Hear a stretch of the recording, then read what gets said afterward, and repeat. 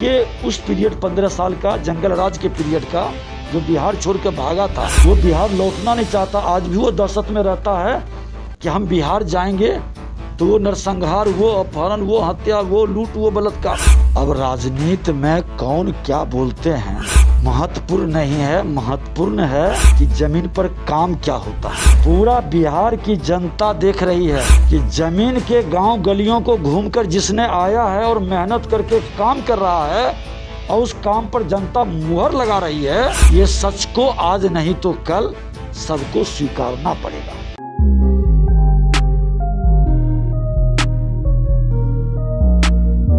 नमस्कार, मेरा नाम मिर्जू है और आप मुझे भारत लाइव पे देख रहे हैं। बिहार में विधानसभा चुनाव होने वाला है और जैसे जैसे चुनाव नज़दीक होते जा रहा है, नेताओं के घर बदलने शुरू हो गए हैं। इससे पहले भी आरजेडी के कुछ एमएलसी जेडीयू के दामन थाम लिया था। उसके बाद कल हमने आपको दिखाया कि फिर से आरजेडी के 3 विधायक ने जेडीयू का दामन थामा।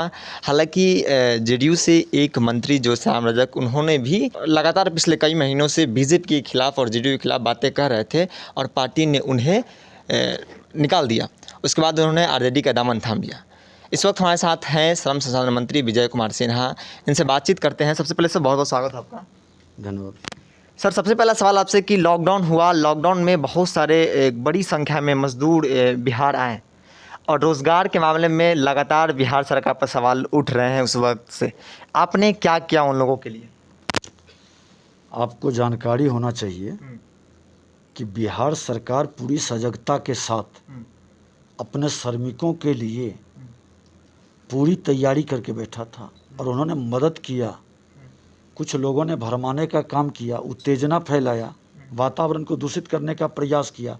फिर भी हमने बाई ट्रेन लाखों में लोगों को ला करके उनको दैनिक कार्य में लगाने का, मनरेगा के माध्यम से, 7 निश्चय के माध्यम से, जल जीवन हरियाली के माध्यम से, आपके कार्य कई विभाग, भवन का प्रमंडल हो या कार्य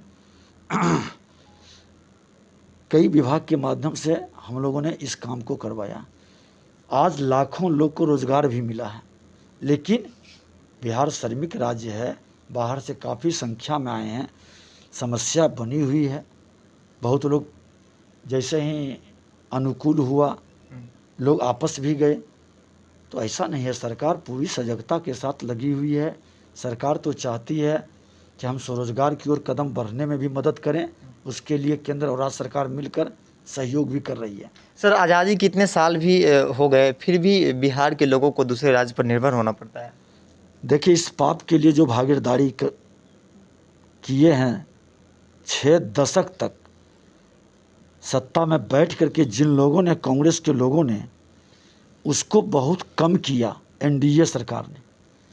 आज 15 साल के अंदर जो हमारे युवा अभी स्कूल और कॉलेज के अंदर घूम रहे हैं, जो जन्म लिया है, लेकिन इसके उस पीरियड 15 साल का जंगल राज के पीरियड का जो बिहार छोड़ के भागा था, वो बिहार लौटना नहीं चाहता। आज भी वो दहशत में रहता है कि हम बिहार जाएंगे तो वो नरसंहार, वो अपहरण, वो हत्या, वो लूट, वो बलात्कार। लेकिन ये सरकार सबको विश्वास दिला के कई लोग बिहार वापस आया है, अपना रोजगार शुरू किया है, अपना व्यवसाय शुरू किया है। बाहर जाने की जो पलायन की प्रवृत्ति थी उसमें कमी आई है। ये मानसिकता बदली है, भय मुक्त हुआ है समाज। इसलिए ऐसा नहीं है कि आज़ादी के बाद से बहुत सुधार हुआ है। अच्छा, क्या लगता है माफ़ कीजिएगा, चिराग पासवान जिस तरीके से नीतीश कुमार की कार्यशैली पर सवाल उठा रहे हैं, ज़मीनी हकीकत क्या है उससे आप रूबरू हैं, लेकिन क्या वो पॉलिटिक्स है? अब राजनीति में कौन क्या बोलते हैं महत्वपूर्ण नहीं है, महत्वपूर्ण है कि जमीन पर काम क्या होता है। पूरा बिहार की जनता देख रही है कि जमीन के गांव गलियों को घूमकर जिसने आया है और मेहनत करके काम कर रहा है और उस काम पर जनता मुहर लगा रही है। ये सच को आज नहीं तो कल सबको स्वीकारना पड़ेगा। अच्छा, श्याम जी उनको निकाला गया पार्टी से, उसके बाद भी वो आरोप लगा रहे हैं कि पार्टी की कोई संविधान नहीं है क्या, जिस तरीके से उनको बाहर निकाला गया। उसके बाद भी उन्होंने बहुत सारे आरोप लगाए, उस आरोप से आप कितना ताल्लुक रखते हैं? लोकतंत्र में आरोप लगाने का खुला अधिकार है, लेकिन उस आरोप की सच्चाई जनता समझती है, जनता जांचेगी परखेगी। लेकिन आप अपने स्वार्थ और लाभ के लिए, लोभ के लिए पूरे समाज को जोड़ दीजिए,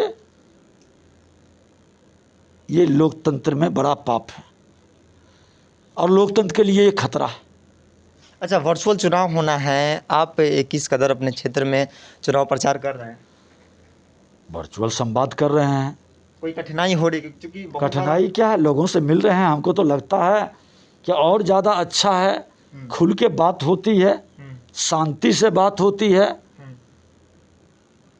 अपने विषय को हर लोगों को रखने का मौका मिलता है। हाँ, ये ज़रूर है कि आमने सामने बॉडी लैंग्वेज समझने का मौका मिलता था, अब वर्चुअल संवाद के माध्यम से विषय को रखने का और विषय को सुनने का मौका मिलता है। सभी तबके तक धीरे धीरे, खास करके बिहार का 2/3 आबादी नौजवानों का है, उस तक यह तेज़ी से फैल रहा है और वो अपने तक नहीं सीमित रख रहा है। एक मोबाइल पर वो कई दर्जन भर लोगों को पीछे खड़ा कर देगा, मोबाइल लगाएगा, जो कुछ बोलना चाहेगा उसको बोला के बात करा देगा।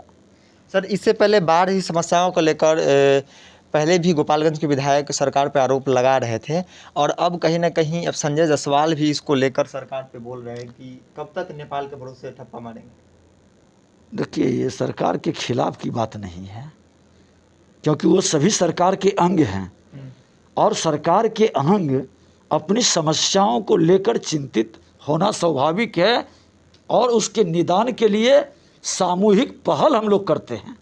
सर, अंतिम सवाल, क्या चिराग पासवान से जो बातें हो रही है जेडीयू की, जिस तरीके से, क्या लगता है तालमेल चुनाव से पहले बैठ जाएगा दोनों के बीच? आप मौजूद रहेंगे, हम मौजूद रहेंगे, दोनों देख लेंगे क्या होता है। बिल्कुल, उन्होंने साफ तौर पे कह दिया है कि जो भी बातें होगी मीडिया के सामने होगी। तो फिलहाल कितना है, जुड़े भारत लाइव के साथ। नमस्कार। बढ़ाएं अपना कदम सक्सेस की ओर शिखर करियर इंस्टीट्यूट के साथ। शिखर करियर इंस्टीट्यूट पूर्वी भारत में एकमात्र कोचिंग संस्थान जो एक्सक्लूसिवली है मेडिकल एंट्रेंस एग्जाम के लिए।